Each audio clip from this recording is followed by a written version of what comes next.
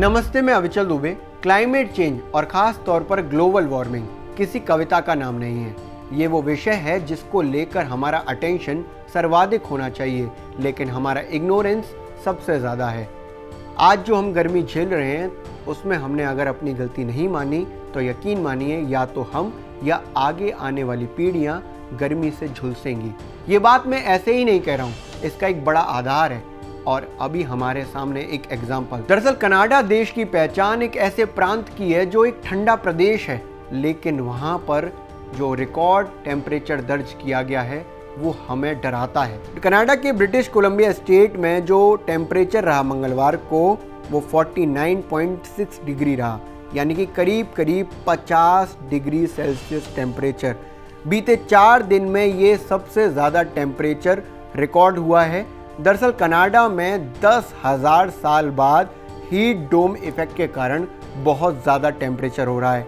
सिर्फ कनाडा ही नहीं, जो नॉर्थ वेस्ट अमेरिका है वहाँ पर भी काफ़ी ज़्यादा टेम्परेचर दर्ज किया जा रहा है। 27 जून से पहले कनाडा में टेम्परेचर कभी भी 45 डिग्री सेल्सियस से आगे नहीं गया था, लेकिन बीते 4 दिन में जो वहाँ की स्थिति है वो लगातार खराब होती जा रही है। कनाडा में कितना ज़्यादा टेम्परेचर बढ़ रहा है इसका एग्जांपल मैं आपको एक शहर से देता हूँ। पाकिस्तान का एक शहर है जैकोबाबाद, सिंध प्रांत में पड़ने वाला जैकोबाबाद शहर बताते हैं कि दुनिया के उन शहरों में है जहाँ पर सर्वाधिक टेम्परेचर पड़ता है। लेकिन मंगलवार को यानी कि 29 जून को यहाँ पर टेम्परेचर 49 डिग्री सेल्सियस था। वहीं कनाडा के लिटिन में जो टेम्परेचर था वो 49.6 डिग्री था। कनाडा एक ठंडा प्रदेश है, वहाँ पर इतना ज़्यादा टेम्परेचर होना वाकई खतरे की घंटी है। कनाडा में जो इतना ज़्यादा टेम्परेचर बीते एक हफ्ते में हुआ उसकी वजह से करीब 250 मौतें हुई हैं, जिसमें से अकेले वैंकूवर शहर में 130 मौतें दर्ज की गई हैं। वहाँ के जो मेडिकल एक्सपर्ट्स हैं उनका कहना है कि इसमें जो मरे हैं लोग उसमें ज़्यादातर बुज़ुर्ग और बीमार थे, लेकिन एक बड़ा कारण बीमारी के साथ साथ ये गर्मी है। कनाडा और नॉर्थ वेस्ट अमेरिका में बीते एक हफ्ते से हीट वेव्स चल रही हैं, जिसको हम लू कहते हैं। ये लू इतनी ज़्यादा है कि कनाडा के कई शहरों में सड़कों पर फव्वारे लगाए गए हैं, जिससे लोग गीले हो सकते हैं और इन हीट वेव्स का सामना कर सकते हैं। लेकिन हीट वेव्स इतनी सरल बात नहीं है, क्योंकि ये जो टेम्परेचर बढ़ा है वो बीते 10,000 साल में जो हीट डोम इफेक्ट होता है उसकी वजह से होता है। Heat dome effect high pressure से गर्म हवा को नीचे की ओर धकेलता है वातावरण में, और वातावरण में ये जो गर्म हवा है वो ऊपर की ओर फैल जाती है, मतलब आपके एटमॉस्फेयर में फैलने लगती है।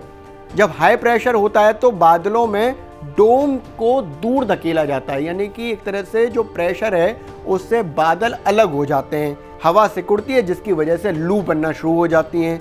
क्लाइमेट चेंज पर काम करने वाले जो विशेषज्ञ हैं उनका साफ तौर पर कहना है कि ये जो हीट वेव्स हैं इसकी वजह से ही इतनी ज़्यादा गर्मी हो रही है, और जिस तरह से गर्मी बढ़ रही है उसमें साफ तौर पर ये लगता है कि अभी जल्दी तो कोई राहत मिलने की आसार नहीं है।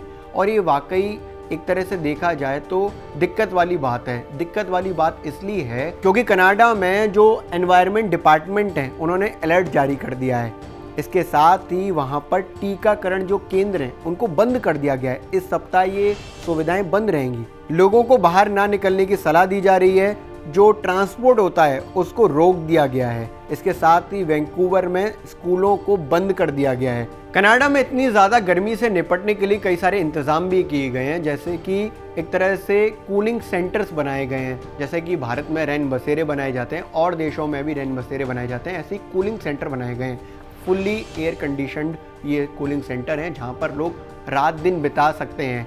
कई सारी कोविड प्रोटोकॉल्स को हटा दिया गया है, क्योंकि अगर कूलिंग सेंटर में लोगों को रहना है तो कोविड प्रोटोकॉल्स को थोड़ा सा कम करना होगा।